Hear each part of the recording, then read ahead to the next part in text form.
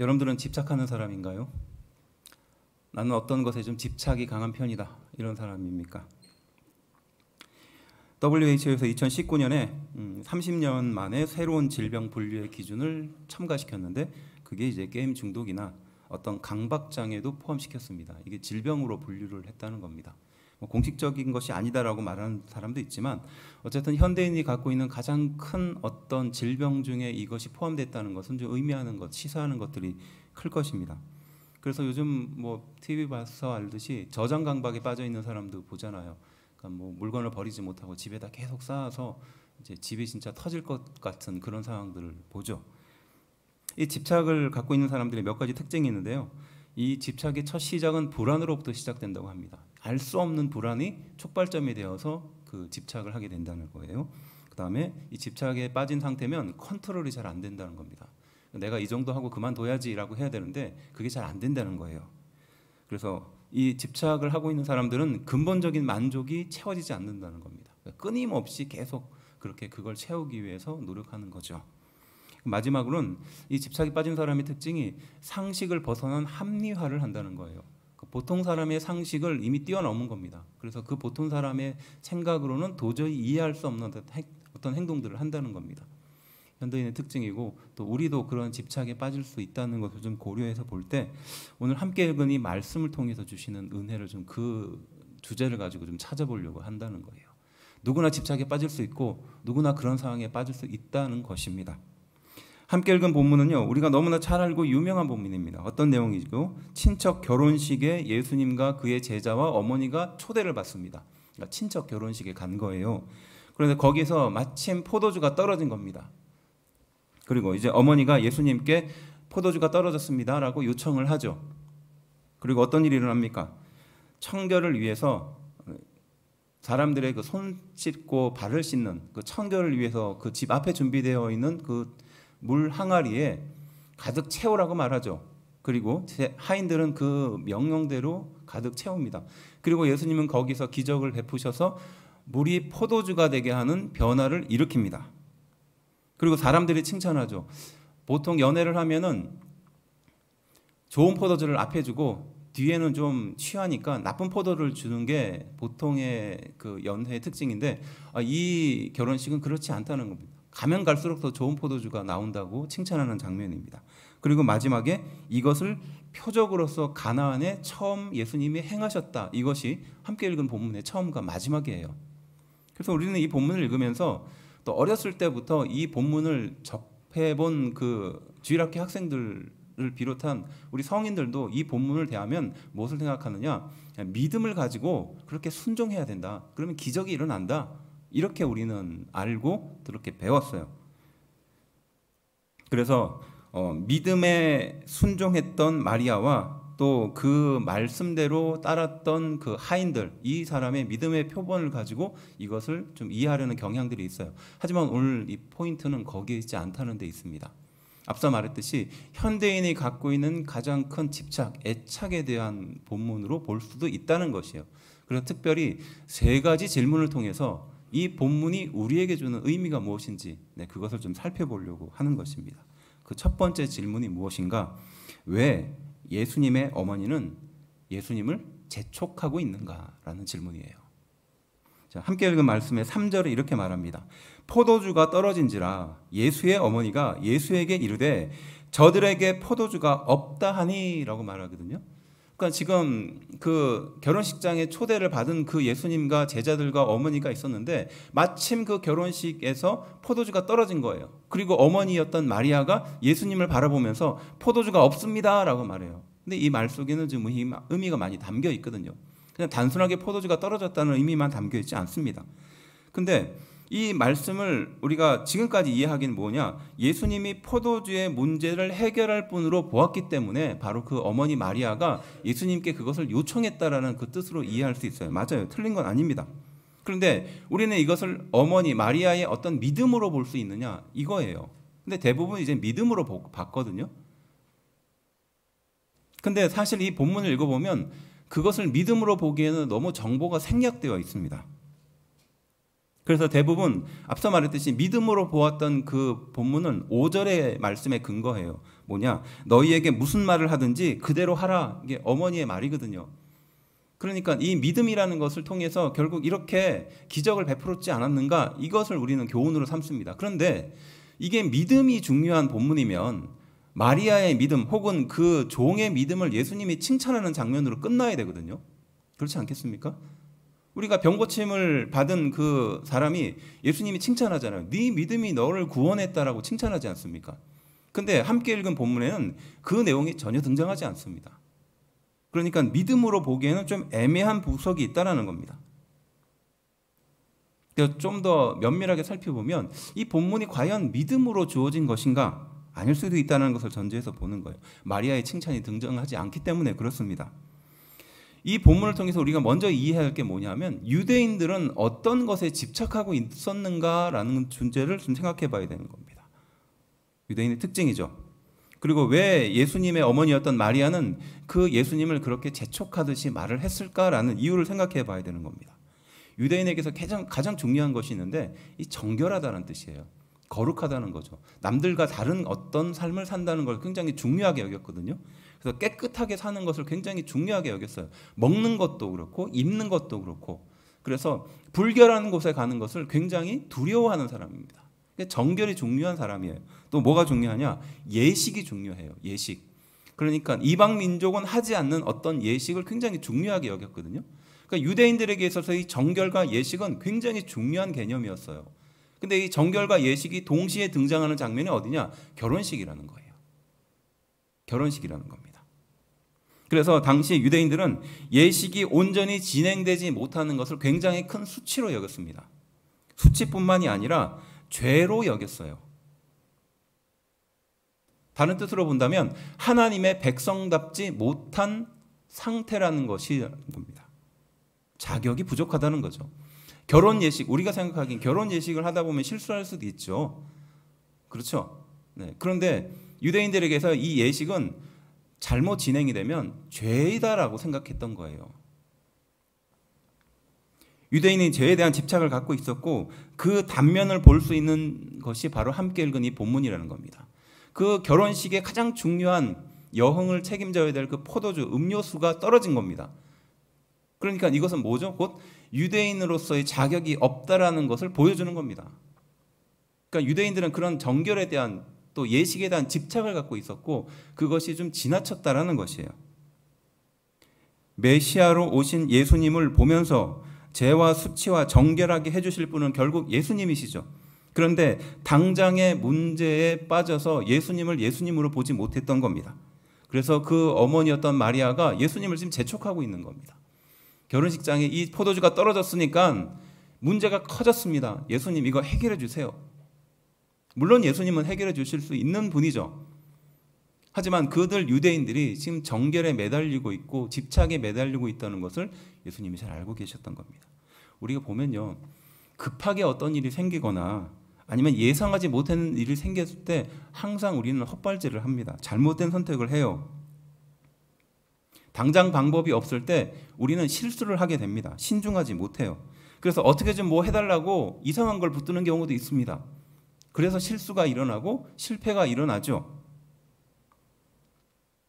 바로 유대인들이 이런 상태에 있다는 것을 보여주는 거예요. 정결에 매달렸던 거예요. 집착했던 겁니다. 그러니까 지금 구주 예수 그리스도가 그곳에 참여하고 계셨는데 그들은 예수님을 예수님으로 보지 못한 상태로 지금 그저 떨어진 포도주에만 집착하고 있었던 거죠. 그래서 이런 말 합니다. 급한 결정을 하느니 차라리 안 하는 것만 못하다라는 말도 그런 겁니다. 우리가 한쪽으로 코너에 몰리면요, 우리 마음이 조급해지면요, 재촉에 빠지면요, 잘못된 선택을 필연적으로 할 수밖에 없다는 거예요. 지금 이들이 그런 상태라는 겁니다. 예수님이 친척의 결혼식에 참여한 것이 그들의 실수와 곤란을 해결해 주기 위해서 참석한 것은 전혀 아닙니다. 그리고 사실 예수님은 그것을 해결해 줄 수 있는 능력이 있는 분이에요. 그런데 사실 곤란을 해결하기 위해서 세상에 오셨다면 가난한 자들의 곤란도 해결하셔야 되는 것이고요. 당시 종교 지도자들의 곤란도 해결하셔야 될 것이었습니다. 하지만 예수님은 그것을 위해서 세상에 오신 것이 아니라는 것을 우리는 너무나 잘 알고 있어요.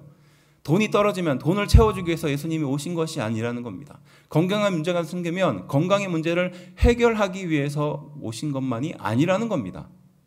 이게 중요한 포인트예요. 우리는 곤란에 빠지면 지푸라기라도 잡고 싶은 마음이 생기거든요. 그게 바로 집착을 만드는 겁니다. 앞서 말했듯이 집착은 불안으로부터 시작됩니다. 그리고 컨트롤이 되지 않죠. 그리고 만족이 채워지지 않습니다. 그리고 상식을 벗어난 자기 합리화에 빠지게 된다는 겁니다. 집착하고 재촉할 수밖에 없는 우리의 인생을 돌아보는 말씀이라는 것입니다. 집착하고 재촉에 빠질 수밖에 없는 우리의 현재의 모습을 보는 것입니다. 그리스도가 내 영혼의 구세주임에도 불구하고 그저 내 앞에 문제를 해결해 주는 도구로서만 보게 되는 것입니다. 경제적인 문제가 해결되지 않다고 예수님을 동원하는 겁니다. 물론 우리 예수님은 그 경제적인 문제를 능히 해결하실 수 있는 능력 있는 분인 줄로 믿습니다. 하지만 돈 문제만 해결하면 그 다음엔 예수님은 도구처럼 다른 곳에 두죠. 유대인들이 바로 그 정결에 빠져 있었던 거예요. 바로 그 예식에 빠져 있었던 겁니다. 그러느라고 정작 우리의 영혼의 구세주인 예수님을 눈앞에 보고도 그분을 예수님으로 구별하지 못하는 상태에 이르렀다는 겁니다.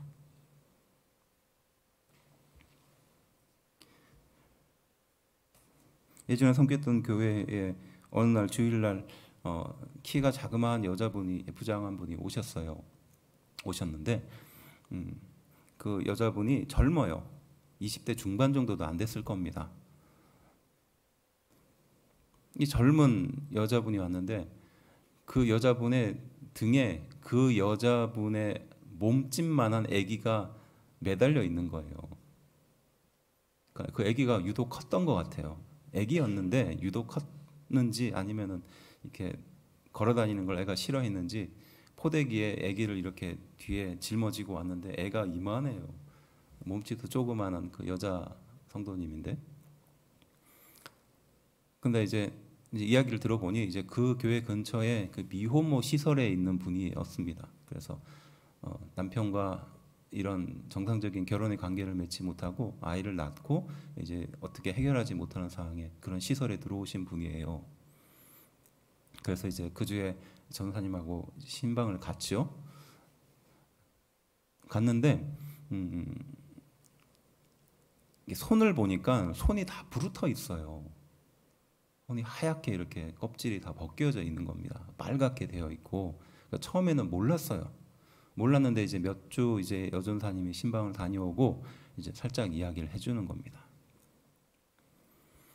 그 여집사님이 이제 강박장애에 빠진 거죠. 어떻게 보면 20대 때 그 정말 찬란한 시기에 그런 일을 감당하지 못해서 아이를 낳고도 그 뒷일을 감당하지 못하는 상태잖아요. 그러니까 이분이 그것을 다른 쪽으로, 그러니까 강박장애에 빠져서 손을 씻는 거예요. 손을. 하루에 몇 번 씻느냐 그랬더니 한 100번 이상을 씻는다는 거예요. 물컵 하나만 이렇게 딱 치고 물 마시고 내려놓고 가서 손을 막 씻는 겁니다. 그러니까 우리가 알고 있는 그런 손 씻는 정도를 넘어서는 거예요. 정말 빡빡 닦는 거예요. 그렇게 하루에 몇백 번씩 닦으니까 손이 남아나질 않는 거죠. 근데 이게 어느 날 어느 순간 지나면서부터 이 강박장애가 자녀에게 넘어가는 거예요. 그래서 아이가 이제 있잖아. 아이가 어리잖아요. 걸어 다닐 수 있는 아이거든요. 그래서 이 아이를 씻기는 겁니다. 아침 일찍 일어나가지고 목욕을 시켜요. 그리고 아이가 장난감을 한 1시간 정도 놀잖아요. 그러면 또 욕실로 데려가서 또 딱 씻깁니다. 그리고 점심을 먹잖아요. 그럼 점심을 먹고 또 딱 씻겨요. 이게 하루에 10번씩 20번씩 씻긴다는 거예요. 그래서 여전사님이 그걸 보고 너무 기가 막혀가지고 그러지 말라고 계속 그렇게 이야기를 했다고 합니다. 근데 그분이 하는 말이 뭐냐 하면 나도 내가 왜 이러는지 모르겠다는 겁니다. 나도 내가 왜 이런 상태에 있는지 모르겠다는 겁니다. 계속해서 씻기는 겁니다. 자기 손을 씻는 것을 넘어서서 그렇게 자기 아들, 그 사랑하는 아들을 그렇게 씻긴다는 겁니다. 그러면서 내가 지금 왜 이러지 이러면서 그렇게 살아가는 거예요. 얼마나 안타깝습니까? 마찬가지로 우리도 나도 모르는 내 죄악의 본성이 우리를 그렇게 만들어 간다는 겁니다. 그래서 나를 재촉하고 나를 피곤하게 만드는 겁니다. 또 심지어는 타인을 재촉하고 타인을 피곤하게 만드는 겁니다.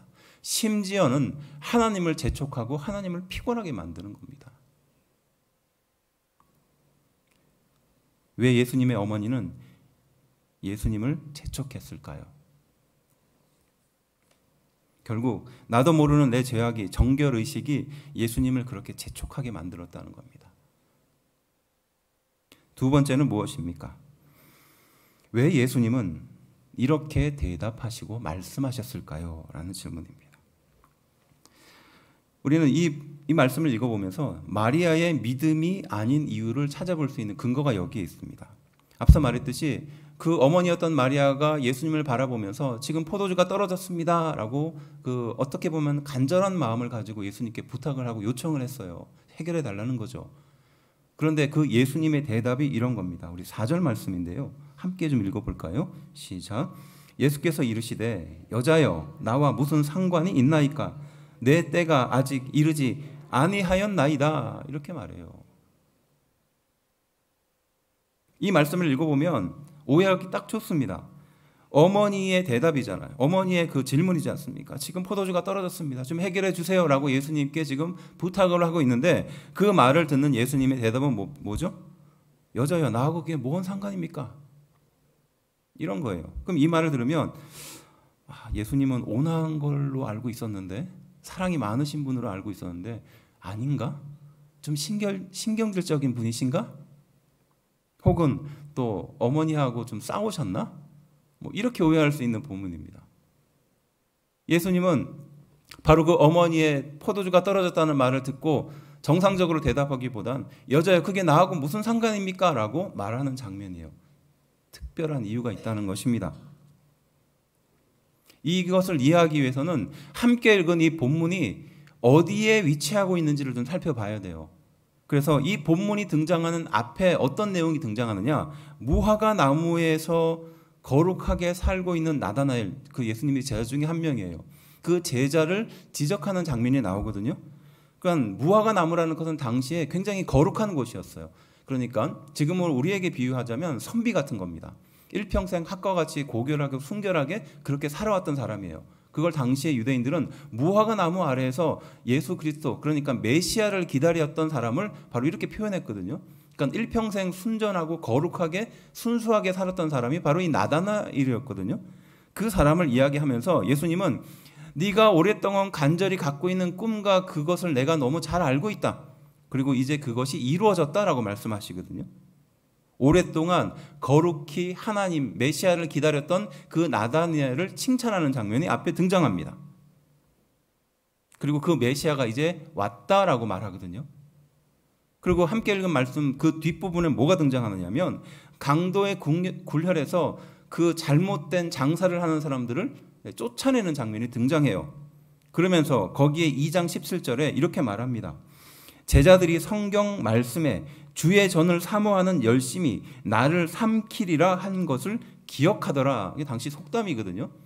그러니까 이스라엘 백성들이, 유대인들이 주의 전을 섬기려고 했었던 그 열심이 지나쳐서 결국은 하나님을 삼켜버리는 그런 일들이 일어나게 될 것이다. 이것을 떠올렸다는 겁니다. 뭡니까? 잘못된 열심을 가지고 살았다는 겁니다. 잘못된 열심을 붙들고 사느라 심지어는 하나님마저 무시하는 경향에 이르렀다는 겁니다. 그 거룩한 성전에서 장사를 하면서 그런 일들을 자행했다는 거예요. 하나님을 거룩하게 섬기겠다라는 말을 하면서 결국은 그들은 하나님을 범하는, 실수하는, 잘못을 저질렀다는 겁니다. 하나님을 거룩하게 섬기겠다라고 말하는 성도들과 교회에서 끊임없이 싸움이 일어나고 그 싸움이 해결되지 않고 용서하지 못하는 죄를 저지르고 있는 것이죠. 이 두 본문은 결국 뭡니까? 예수님이 메시아로 이 세상에 오셨다는 것을 강조하는 거예요. 그러면 함께 읽은 본문도 무슨 뜻을 담고 있다는 것이죠? 예수님이 세상에 메시아로 오셨다는 것을 강조하고 있는 거예요. 그래서 예수님의 말씀을 다시 한번 곱씹어 보면 이겁니다. 나와 무슨 상관이 있습니까? 라는 말을 하잖아요. 그 마리아의 말에, 어머니의 말에 나하고 그게 무슨 상관입니까? 이것은 신경질적인 반응이 아닙니다. 당신의 관심에 왜 나를 포함시키느냐? 이런 겁니다. 당신은 그쪽에 관심이 있지만, 당신은 포도주가 해결되는 것에 관심을 갖고 있지만, 예수님은 거기에는 관심이 없다는 겁니다. 당신의 관심에 왜 내 관심을 포함시키느냐라는 것입니다. 그리고 아직 때가 이르지 아니하였다라고 말하거든요. 내 때가 아직 이르지 아니하였다라고 말하고 있어요. 이건 뭡니까? 때는 시간이잖아요. 그래서 이 말씀을 다른 의미로 해석하면 이겁니다. 내 관심과 당신의 관심은 다르다는 겁니다. 아직 때가 이르지 않았으며 내 관심과 당신의 관심은 다르기 때문에 지금 내 관심은 다른 곳을 향해 있다는 겁니다. 왜 내 관심을 당신의 관심으로 끌고 가려고 하느냐? 이 뜻이에요. 어머니의 관심은, 마리아의 관심은 문제 해결에만 관심을 갖고 있었어요. 포도주가 해결되기만을 바랬던 거죠. 그런데 예수님은 그것을 보고 있지 않았다는 겁니다. 그 모든 문제를 근본적으로 해결할 바로 그때에, 바로 그 시간에 관심을 갖고 있었던 겁니다. 예수님이 그렇다고 그 어머니의 곤란함을 무시하신 것은 아니에요. 하지만 예수님은 그 곤란 뒤에 있는 더 큰 문제를 바라보고 있었던 것입니다. 정결의 주인으로 예수님이 오셨습니다. 그리고 죄를 근본적으로 해결하기 위해서 예수님이 오셨습니다. 지금 저희 아이가 지금 커서 중학교 2학년이 됐으니까 한참 그렇죠. 예민한 시기죠. 그런데 아이였을 때 이제 초등학교 들어가지 않았을 2살, 3살 이때는 얘에게 가장 중요한 거는 뽀로로였어요. 뽀로로. 모든 것이 다 뽀로로 해결됐습니다. 그때는 이제 제가 공부를 하러 나가 있었을 때니까 그 한국에서 뽀로로 인형하고 뽀로로에게 스티커를 붙여주셨어요. 거기 또 흔치 않으니까 그걸 다 오려가지고 애가 있는 곳에 또 필요한 곳에 붙이고 문제가 생기면 뽀로로를 딱 주면 해결이 되고 막 이랬습니다. 어린아이니까 그렇죠. 그런데 지금 15살이 넘은 중학교 2학년 학생에게 뽀로로를 준다고 그게 해결이 될까요? 될 리가 없죠. 유치해서 보지도 않을 겁니다. 사람들의 관심은 중요합니다. 사람들이 어느 쪽에 관심을 갖고 갈급함을 갖고 있는가는 굉장히 중요한 거예요. 화두죠. 그것을 잃어버리면 우리는 마치 큰 인생의 위기를 만난 것처럼 생각합니다. 돈을 잃어버렸을 때 그래요. 건강을 잃어버렸을 때 그렇습니다. 사람들과의 관계를 잃어버렸을 때 그렇습니다. 내 직장을 잃어버렸을 때 우리는 큰 위기라고 생각합니다. 근데 가만히 생각해 보면요. 그것이 진짜 중요하기 때문에 위기가 아닌 경우가 많습니다. 관심을 갖고 계속 관심을 갖다 보니까 마치 그것이 중요한 것처럼 여겨지는 경우가 있어요. 그렇지 않겠습니까? 직업이 우리의 인생을 대신해 줄 수 없어요. 나를 대표해 줄 수 없습니다. 사람들의 인정이, 또 명예와 건세가, 어떤 돈이, 건강이 나를 대표해 줄 수가 없습니다. 하나님은 우리의 영혼 그 자체를 보고 계시지 않습니까? 눈앞에 예수님이 제일 중요함에도 다른 관심에 빠져서 메시아 예수님을 보지 못하는 그들의 상태와 예수님이 중요하다라고 말하지만 정작 중요하다라고 행동하지 않고 소중하게 여기지 않는 우리의 모습과 다르지 않다는 것이에요. 도대체 우리의 관심은 어디에 있습니까? 무엇이 우리를 괴롭게 하고 우리를 힘들게 합니까? 이것을 안 하면 안 될 것 같은 어떤 문제에 집착하고 빠져 있습니까? 그것이 인정입니까? 그것이 사랑입니까? 그것이 집입니까? 혹은 그것이 명예입니까?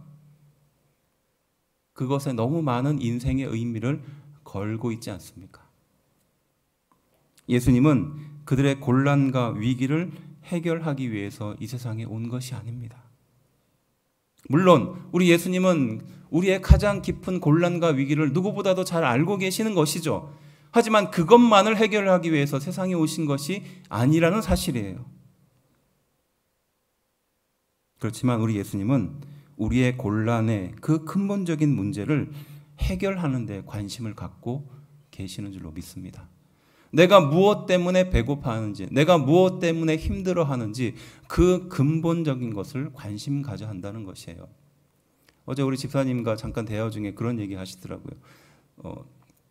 회사에서 MZ, 요즘 MZ 많이 얘기하잖아요. MZ 그 사원이 들어왔는데 도무지 내가 이해할 수 없는 그런 행동과 말을 하더라 이러는 거예요. 그래서 저한테 목사님 주변에도 그러냐 이렇게 물어보는 거예요. 곰곰이 제가 그 이야기를 이렇게 묵상하면서 왜 그럴까? 왜 젊은 세대들은 왜 어떻게 보면 버릇이 없고 좀 이해할 수 없는 행동을 하며 그럴까? 왜 그럴까요? 여러분들도 그렇지 않습니까? 어떻게 보면 지금 MZ 세대들도 지금 초등학교, 중학교 학생들을 이해 못할 겁니다. 나중에는요. 왜 이런 일이 생길까요? 그리고 왜 더 심화될까요? 배고파서 그런 것 같아요. 더 갈급해서 그런 것 같습니다. 더 많이 채우려고 노력하지만 더 많이 못 채우니까 그런 것이 아닐까 생각이 들더라고요. 그들의 곤란과 그들의 필요와 그들의 괴로움과 그들의 빈자리가 시간이 가면 갈수록 세대가 거듭되면 거듭될수록 더 커지는 것이에요. 더 넓어지는 것입니다. 그것을 채울 만한 것은 세상에 없어요. 하지만 끊임없이 세상은 우리의 자녀들로 하여금, 더 젊은 세대들로 하여금 더 갈급함을 느끼게 만드는 것이죠. 그래서 더 많이 가졌음에도 불구하고 더 부족하다고 느끼게 만드는 삶을 살게 하는 것이에요. 그래서 기존의 세대가 보기에는 충분히 만족할 만한 상황인데 그들의 마음속에는 더 많은 갈증이 있는 것입니다. 마찬가지 아니겠습니까? 고통만 줄여달라고 환자가 의사에게 찾아와요. 내가 지금 너무 팔이 아프니까 이 팔의 고통을 없애달라고 의사를 찾아오죠. 그러면 의사는 그 고통을 없애는 것이 의사일까요? 아닙니다. 그 환자가 왜 팔이 아픈지 그 고통의 근본적인 원인을 찾아주려고 하겠죠. 그것이 의사의 역할입니다. 마찬가지로 예수님은 우리의 영혼을 바라보며 가장 아프고 가장 힘든 그 문제뿐만이 아니라 그 문제에 우리의 영혼을 지금도 올가매고 있는 그것을 보고 계신다는 것이에요. 그것을 해결하기 위해서 예수님이 오셨다라는 사실입니다. 믿으십니까? 그렇다면 세 번째 질문입니다. 왜 표적인가? 라는 질문이에요. 그럼에도 불구하고 왜 예수님은 바로 물이 변하여 포도주가 되게 하셨을까요? 11절 말씀입니다. 함께 한 목소리로 좀 읽어볼까요? 시작. 예수께서 이 첫 표적을 갈릴리 가나에서 행하여 그의 영광을 나타내심에 제자들이 그를 믿으니라. 아멘. 이것을 표적이라고 표현하거든요. 이 표적은 성경에서는 표적, 이삭, 이적, 기사, 기적 이런 말로 비슷하게 혼용해서 사용합니다. 그런데 특별하게 표적이라는 말을 강조해서 사용하는 데가 있어요. 그러니까 앞서 말했던 그런 이적이나 기사나 기적과는 다른 그런 장면들이 있거든요. 그게 바로 함께 읽은 말씀, 이 표적인 겁니다. 다 같지 않은 것입니다. 표적은요, 어떤 뜻을 담고 있느냐? 예수님이 구약의 약속의 메시아임을 보여주는 사건이다라는 뜻을 담고 있어요. 그러니까 지금 함께 읽은 이 말씀의 본문의 사건은 예수님이 메시아로 세상에 오셨다라는 것을 보여주기 위한 사건이라는 것입니다. 곧 초자연적인 역사가 모두 표적일 수 없는 것과 마찬가지입니다. 귀신이 쫓겨난다고 모두 하나님의 간섭이 아닌 것과 마찬가지죠. 표적은 이처럼 뚜렷한 목적을 갖고 있는 것입니다. 마찬가지로 물이 변하여 포도주가 되었다는 사건은 어떤 기적 이상의 뚜렷한 목적과 목표를 갖고 있다는 것이에요. 이게 표적의 의미거든요. 예수님은 마리아의 걱정과 집착, 그리고 당시 결혼식을 진행했었던 그 가족 구성원의 모든 것들을 알고 계셨습니다. 이거는 다른 의미로 본다면 유대인들이 갖고 있는 집착이었죠. 그리고 죄의 본성에 대한 집착이고 우리 현대인들도 벗어날 수 없는 집착입니다. 그런데 바로 그들을 향하여 예수님이 이렇게 말씀하시는 거예요. 예수님의 방식으로 해결하겠다라는 뜻이에요. 믿으십니까?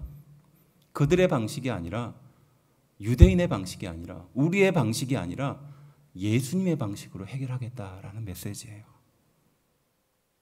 그래서 마리아가 5절에 하인들에게 그가 시키는 대로 하라고 했다라는 것은요, 사실 의미를 놓고 보면 믿음이라기보다는 맡긴다는 의미예요. 예수님의 방식대로 해결하실 거니까 마리아가 그 하인들에게 예수님께 맡기라는 의미에서 주시는 말씀이라는 겁니다. 마리아가 대단해서 믿음을 가진 것이 아니라 예수님의 방식으로 결국은 해결할 거니까 그의 말씀에 순종하라는 겁니다. 그래서 우리는 이 본문을 통해서 두 가지 의미를 보는 거예요. 정결을 예수님께서 다시 말씀하시는 겁니다. 6절, 그래서 거기에 유대인의 정결 예식을 따라 두세 통 드는 돌 항아리 6이 놓여 있는지라. 왜 하필 돌 항아리, 그것도 정결에 사용하는 돌 항아리를 바꿨을까요? 그 안에 있는 물을 바꿨을까요? 당시 유대인들은 당연히 문 입구에서 손을 깨끗하게 하고 발을 깨끗하게 하는 정결이 필요했거든요. 그래야 그 집에 들어갈 수 있었습니다. 그게 예의였습니다. 또 어떻게 보면 죄를 짓지 않는 방법이었어요. 예수님은 바로 그 정결에 사용하는 돌 항아리 6개를 사용했다는 겁니다. 유대인들의 정결 의식을 예수님이 정면으로 꼬집는 거예요. 너희는 물을 통해서 깨끗할 수밖에 없는 그런 상태지만 예수님인 나는 그것을 근본적으로 바꾸실 수 있는 분이다라는 선포인 줄로 믿습니다. 예수님이 바로 그 물을 포도주로 바꾼다는 거예요. 포도주는 당시에 피를 상징하는 것이었거든요. 너희는 물로서 깨끗할 수밖에 없는 그런 존재들이지만, 우리의 인생은 물로서 깨끗하게 살 수밖에 없는 인생이지만, 문제가 생기면 그 문제를 해결하기 위해서 집착하고 다른 것에 매달리고 중요한 것이 아닌 것이 마치 중요한 것처럼 매달릴 수밖에 없는 인생이지만, 예수님인 나는 바로 그것을 근본적으로 해결하기 위해서, 변화시켜주기 위해서 너희에게 왔다라는 것을 보여주는 것인 줄로 믿습니다. 바로 그래서 포도주와 피와 생명을 예수님이 다시 한번 말씀하시는 거예요. 9절부터 10절 말씀은 이렇게 말합니다. 연회장은 물로 된 포도주를 맛보고도 어디서 났는지 알지 못하되 물떠온 하인들은 알더라. 연회장이 신랑을 불러 말하되 사람마다 먼저 좋은 포도주를 내고 취한 후에 낮은 것을 내거늘 그대는 지금까지 좋은 포도주를 두었도다 하니라. 이렇게 말하거든요. 뭡니까? 유대인의 정결보다 예수님의 정결이 더 크다라는 것입니다. 더 완벽하다라는 것이에요. 더 완전히 해결할 것이라는 겁니다. 예전에는 더 나은 포도주를 앞에 내고 뒤에는 좋지 않은 포도주를 내었는데 예수님은 그렇게 하시지 않는다는 겁니다. 이후에 더 좋은 포도주로 오신다는 것이에요. 믿으십니까? 더 나은 문제의 해결자로 예수님이 우리 인생 가운데 찾아오신 줄로 믿습니다. 생명을 살리기 위해서 예수님이 오셨습니다. 그리고 생명을 구원하기 위해서 이 세상에 오신 거예요.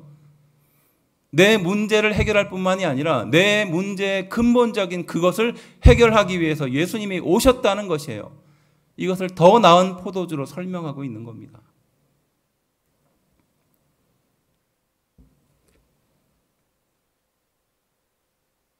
너희의 방식이 아니라 예수님의 방식으로 더 나은 포도주로 생명으로 이 세상에 왔다라는 선포입니다.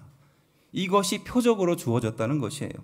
하나님은 불가능이 없으십니다. 제한도 없으신 분이에요. 그분의 인도하심은 우리의 상식 밖에 있는 것이 당연한 겁니다. 그래서 기적이지 않습니까? 우리는 그렇게 보면 새로운 길을 가는 사람들이에요. 죄의 본성에 빠져 집착하건 우리에게 더 나은 포도주로 예수님이 내가 기적을 행하고 바꾸겠다라는 선포가 담겨 있는 줄로 믿습니다. 이것이 첫 번째 표적의 의미, 곧 메시아로 이 세상에 오셨다라는 뜻인 줄로 믿습니다. 내가 내 문제에 빠져 있으며 내 문제에 집착하고 있을 때는요, 다른 길이 보이지 않아요. 그리고 그 문제에 빠져 있는 동안은 시야가 제한되어 있을 수밖에 없습니다. 바로 그러한 인생의 모습을 우리 예수님은 누구보다 잘 알고 계신다는 거예요. 그 모습을 보며 내가 해결하겠다라는 말씀이 담겨져 있는 줄로 믿습니다. 정리하면요, 왜 예수님은 어머니를 재촉했을까요? 이것은 집착에 빠진 우리 인생을 돌아보라는 말씀입니다. 또 왜 예수님은 여자여 나와 무슨 상관이 있습니까? 라고 대답했을까요? 우리의 갈등의 원인, 바로 그 근본적인 문제를 해결하기 위해서 예수님이 오셨다라는 것입니다. 그렇다면 왜 물이 변하여 포도주가 되게 하셨을까요? 죄를 사해 주시기 위해서 세상에 오셨다는 것입니다. 메시아로 우리의 모든 문제를 근본적으로 해결하기 위해서 세상에 오셨다라는 말씀인 줄로 믿습니다.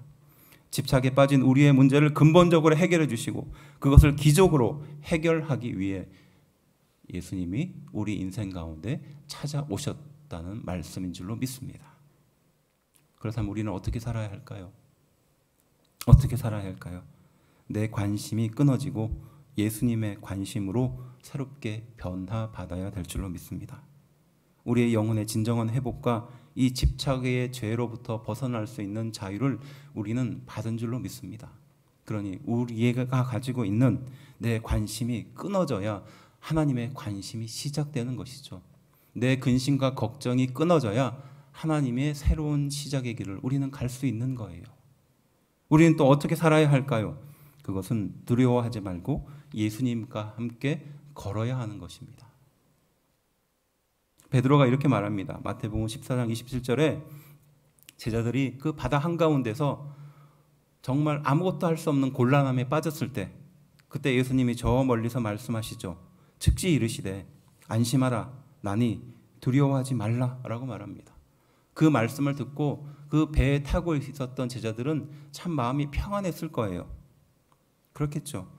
그 파도의 한가운데서 밤새 시달리다가 예수님이 저 멀리서 안심해라 나니까 두려워하지 말라 얼마나 감사하고 마음이 좋았겠습니까? 근데 어떤 일이 일어납니까? 베드로가 예수님을 향하여 가고 싶다고 말합니다. 예수님은 오라고 하죠. 그런데 베드로는 어떻게 됩니까? 31절에 바람을 보고 무서워 빠져가는지라 소리질러 이르되 주여 나를 구원하소서라고 말하거든요. 예수님이 안심하라고 두려워하지 말라 했는데 베드로는 바람을 보면서 두려움에 빠지는 거예요. 문제를 보면서 걱정에 빠지는 겁니다. 결정하길 주저하는 거예요. 그때 어떻게 하십니까? 32절 말씀입니다. 우리 함께 한 목소리를 읽어볼까요? 시작. 배에 함께 오름에 바람이 그치는지라. 아멘. 저는 이 말씀에 참 은혜가 많이 됩니다. 어디에? 우리 예수님이 그 제자 베드로의 손을 붙잡았는지 허리를 붙잡았는지 모르겠지만 배에 함께 올랐잖아요. 배에 함께 올랐다는 겁니다. 베드로를 공중에 띄워서요. 배전에 다시 앉혔을 수도 있지 않았겠을까요? 근데 예수님은 그 베드로에게 찾아가서 그의 손을 붙잡고 그의 몸을 붙잡고 그 배에 함께 오르신 거예요. 하나님도 우리 인생 가운데 내가 곤란에 빠져 있을 때 하나님 저 좀 어떻게 해주세요라고 말할 때 하나님은 우리 인생을 직접 찾아오셔서 나의 손을 붙잡고 또 나의 몸을 붙잡고 배에 함께 오르시는 분인 줄로 믿습니다. 그러자 어떤 일이 일어납니까? 바람이 그치거든요. 그 파도가 잠잠해지는 거예요. 모든 문제가 사라지는 겁니다. 예수님은 2000년 전에 가나 혼인잔치에 참석하셨습니다. 그리고 그 유대인들의 마음을 바라보고 계셨죠. 결혼식의 흥겨움 속에서 그들의 관심과 갈망과 궁핍과 정결과 꿈을 보고 계셨을 수도 있습니다. 그리고 그들의 곤란을 보고 계십니다. 마찬가지로 2024년을 살고 있는 우리 인생을 바라보며 그 마음의 흥겨움과 또 관심과 갈망과 궁핍을 동일하게 예수님은 바라보고 계시는 줄로 믿습니다. 그때 누군가 예수님께 간절히 간청합니다. 예수님 이 문제를 해결해 주십시오. 이 문제가 절박합니다. 중요한 문제입니다. 제 관심은 온통 여기에 있습니다. 이렇게 예수님께 구하고 있습니다. 그때 주님은 그러한 나를 보시고 말씀하십니다. 내 고통과 관심과 결핍과 곤란을 누구보다도 잘 알고 있다. 그러나 나는 내 관심과 다르다. 내 관심을 너의 문제를 완전히 해결하기 위해서 내가 지금 너와 함께하고 있다. 내 방식이 아니라 나의 방식으로 해결할 것이다. 부끄러운 구원이 아니라 천국의 문 앞에서 하나님을 기쁘게 해드린 자녀가 받을 그 칭찬과 영광으로 너의 인생, 나의 인생을 이끌어 갈 것이다 라고 말씀하고 계시는 줄로 믿습니다. 집착에 빠지고 피곤에 절어 있는 현대인들에게, 공허감을 갖고 있는 현대인들에게 지금도 동일하게 주시는 말씀인 줄로 믿습니다. 이 말씀이 우리를 다시 새롭게 하며 다시 하나님께 나아가게 하는 줄로 믿습니다. 기도하겠습니다.